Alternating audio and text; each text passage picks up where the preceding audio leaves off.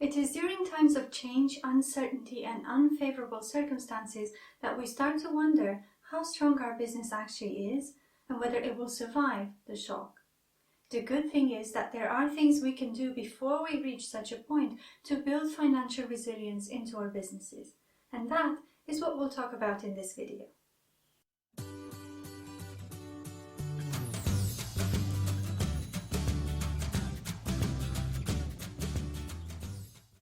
Hello and welcome to the Savvy Corner.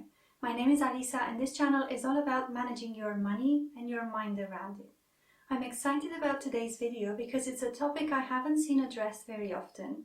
It's something that is extremely important and relevant for business owners, and I've got some good tips and strategies to share with you. You saw it in the title already. We're going to talk about financial resilience. So click the subscribe button if these kinds of videos are something you are interested in. I share new content every Tuesday. Now let's jump straight in. Building a financially resilient business is something all business owners ultimately aim for, but it's not something they necessarily prioritize from the beginning. And that's fair enough. There are many plates we need to juggle when we start our business, and financial resilience is not top of the list. Costs, yes, revenue, absolutely, but stress testing our business comes later and usually uninvited. The question is, how can we prepare for it? How you set up your business in terms of systems, processes, and procedures can have a great impact on its ability to withhold stress. Do you have a clear and ideally automated way to accept payments? Is it convenient for your clients to book a meeting with you, and how easy is it for them to pay you? Are you familiar with the customer journey once they have their first contact with your business, and are you guiding them through the buying process? Convenience and ease of use will help you massively when it comes to attracting clients during difficult times, because you don't risk losing them at the last minute, as it's too much of a hassle to work with you and they have to jump through hoops. You need to remember that buying is not a single act. The buying process starts with a first contact, followed by several other ones, the client making an evaluation of your services and having an intention to purchase before they actually buy something. Guiding them through that process and making it as easy as possible for them to move from one stage to the other will make the difference between closing a deal and losing one. Closely related to the buying process and taking payments is the financial setup of your business, which I talk more about in this video. Things like having a separate business bank account and saving money for taxes. When it comes to paying your taxes, that can seriously test your business if you are not in the habit of regularly setting money aside based on your actual profit numbers rather than the estimates from previous years. I filmed an entire video where I share my process for managing the money in my business, which I will link for you on the screen and in the description box below. In times of change and uncertainty, having these items checked off your list will make a huge difference, because it's likely that your efforts will be focused elsewhere, mostly on raising awareness, making offers, and getting business through the door, not the admin stuff. The next thing I want to talk about are the assets in your business. An asset is a resource that has the ability to generate money either now or in the future. If you are a solopreneur, then you pretty much are your business. If you're not there, the business cannot run without you, which makes you the biggest asset in your business. Now that's a flattering position to be in, but I want you to recognize it for what it is: a huge risk. Not only will your business operations stop if you're not involved anymore, but it also puts a lot of pressure on you and your mental health to always be present, to exchange time for money, and essentially act as an employee working in your business, not as a business owner working on the business. I talk more about this dynamic in a previous video. In order to prepare your coaching business to withstand uncertainty and change, you need to look into creating more assets in your business. Books, programs, courses, digital products, anything that can generate revenue without your involvement or with as little intervention from you as possible. If you are a coach, that doesn't mean you have to give up coaching. And I know a lot of people who start a coaching business do it because they enjoy the one-to-one work so much, and that's their passion. The good thing about creating assets is that it requires a bit more effort up front, but once you get the first few sales in, your involvement will then be limited to marketing, managing the process, and updating the content every once in a while. Which means that you can continue to coach one-to-one if you want to, but there will be less pressure on that activity to produce 100% of your business revenue, and therefore less pressure on you. A word of warning about assets with regards to social media and other online platforms. You might think that if you're generating revenue via YouTube, let's say, then your channel is an asset, or your Facebook group of a few thousand members is an asset.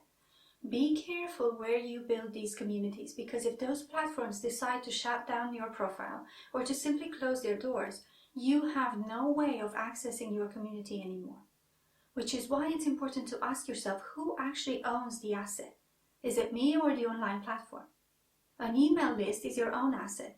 The subscriber community on your YouTube channel is not, because there's no way for you to access that community outside of the platform. So pay attention to the assets that you're building and keep the issue of ownership in mind at all times. If you're enjoying the video so far, I would appreciate it if you gave it a thumbs up and consider subscribing. It really helps to support the channel, and I thank you in advance if you do. Now, let's talk about your pipeline.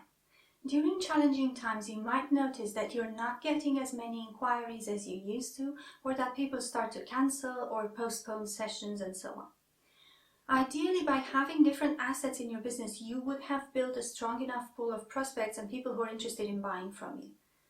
What if you didn't, though? First of all, it's not too late to start building assets, especially if you find yourself with some time on your hands because business has slowed down. But other strategies you can look at are reviewing your communication method and making tailored offers. With regards to communication, I want to give you a personal example.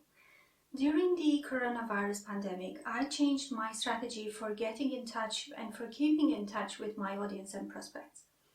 I decided to post less on social media and have more one-to-one messages and conversations. I went even further than that, and when I did send a message, it was usually a video message or an audio one, because they were more personal and listening to something was quicker than reading it. And I knew my clients were busy and they were overwhelmed by social media, so I acted accordingly.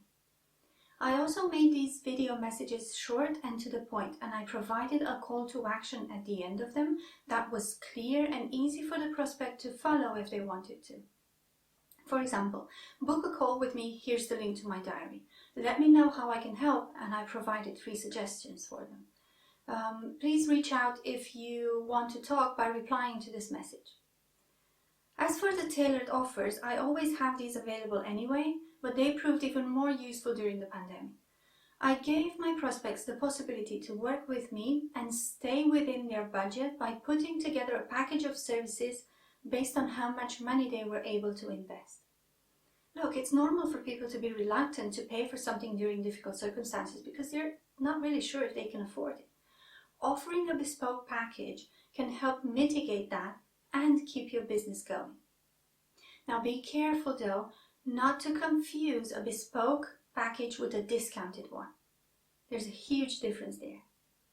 Which takes me to my next point, prices. Should you work for free, reduce your prices, offer discounts during challenging times? I don't think that's going to be helpful, and instead I suggest you offer a modified service or a tailored package like I mentioned earlier. I talk more about why I don't recommend lowering your prices or working for free and what are the alternatives in a previous video, which I suggest you go watch next, as I don't want to repeat myself here. In fact, I will link it for you below and at the end of the video so you can go and watch it after you've finished with this one. Another thing you might be tempted to do during difficult times is to question your coaching niche. Should I focus on this other area? Is my chosen niche not a profitable one? Ideally, you would ask yourself these questions at the moment of setting up your business and get a very clear picture of who is it that you can help as a coach. Having a well-defined niche will allow you to set your prices and your business model in a way that enables you to reach your goals both financially and otherwise. If you already have a niche and during uncertain times you are starting to see a decline in business compared to what you were used to, chances are it's not because of a badly chosen niche. Your clients will likely have the same problems during these difficult times, or perhaps those problems have even amplified. So working with you will potentially be even more beneficial for them now, but you need to be able to articulate that and let them know exactly how is it that you can serve them and the results that you can help facilitate. Difficult times might highlight some issues with your chosen niche, but changing your niche in the middle of uncertainty doesn't always play in your favor, especially if you rely on one-to-one coaching work as your only source of revenue. Changing your niche and area of focus takes time. It takes a lot of research and effort to modify your message or marketing materials. By all means, consider it, and if you can even start working on it, that's fine, but do it with the aim to make it public later when things get better. There are, of course, like with everything, exceptions. So if you think you are one of the exceptions, please let me know in the comments what your situation is and let's have a conversation about it. For now though, if you're watching this video at the time it's been released and you want to do more in-depth work on building resilience into your business, I'm running a virtual workshop in partnership with the Association for Coaching on this very topic, financial resilience. It will take place on the 15th of June 2020 and the link to it will be in the description box below. If you enjoyed this video, you know the drill. Like, subscribe, hit the bell, be kind. That's it for today. Thank you so much for watching. I'll see you in the next one. Bye.